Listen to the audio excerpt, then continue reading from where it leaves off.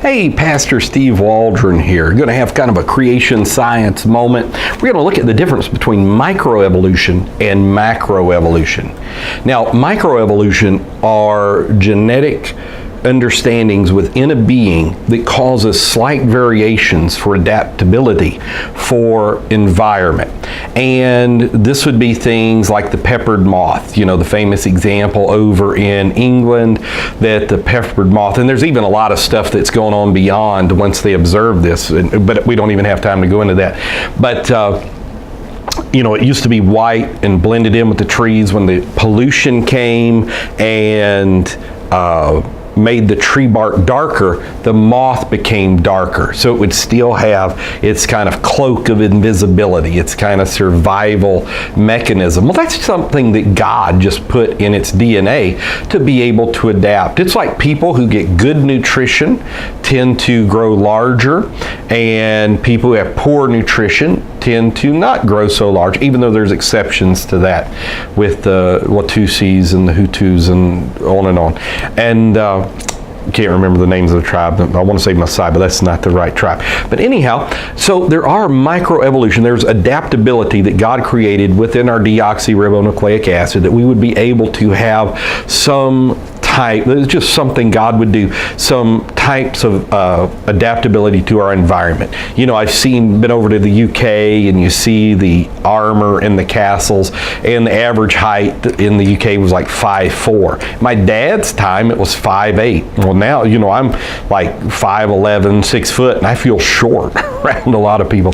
So it's just because of different environmental factors, there are changes within us. We tend to get tanned if we're Caucasian and we're out in the sun too long. And it's just how God created us.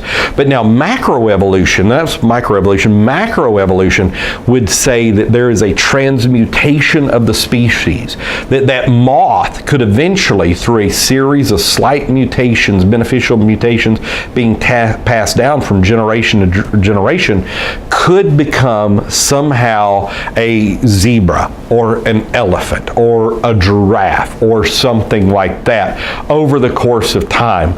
And the thing is first of all, there's laws of genetics, like Mendel's laws of genetics, that say there are genetic walls. I mean, there's just, by the time you get a horse and a mule and all this together, it stops reproduction. There's genetic walls that prevent transmutation of species.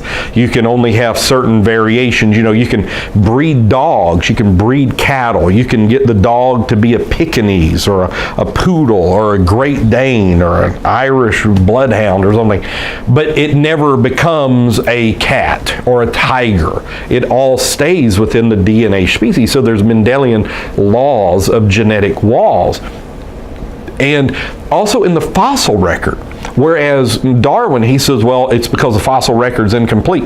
Well, the fossil record is very complete now, and basically you could fit all of the supposed transitional fossils on this table, and it should be, most of the fossil record should be transitional fossils. They should not be, but everything you find comes fully formed. It becomes, if anything, the farther back you get, like the saber-toothed tigers and different things, they're actually bigger, they're actually larger. And we find from the fossil record about 80% of all animals that have ever lived on Earth are extinct. And we would say that was from the flood. And I think that would be a very scriptural thing as well. So, macroevolution it contradicts known laws of science.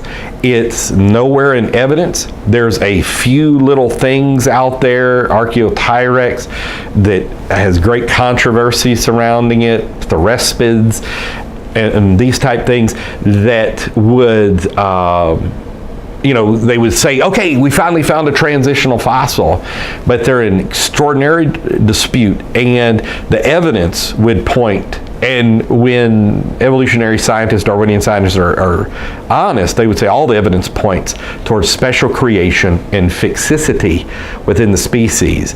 And that similarity of design was because of God knowing this was the best way.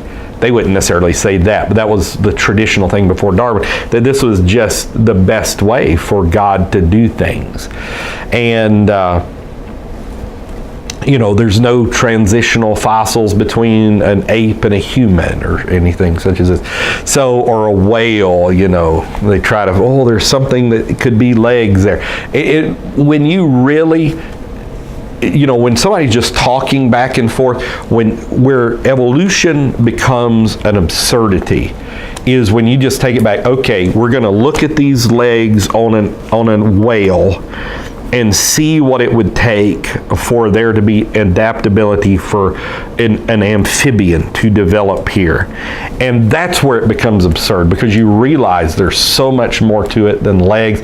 There's hip, there's just the complexity of the human species, or the complexity of any species, the irreducible complexity of bacteria, all this, that it just couldn't happen. It just didn't happen. It's a fairy tale for adults. And it was a way Satan used to kind of write God out of the equation, and humanist, atheist people that just used reason instead of God grasp upon it as a way to say that this is a way we can live life without a God and have a particular worldview. But it's led to horrific things. And because there's a power vacuum then. And so instead of everybody having intrinsic value as the image of God, now everybody's an animal and we should treat them as such, and it's not good. But anyhow, that's the difference between microevolution, macroevolution. Just believe the Bible. God bless you in Jesus' name.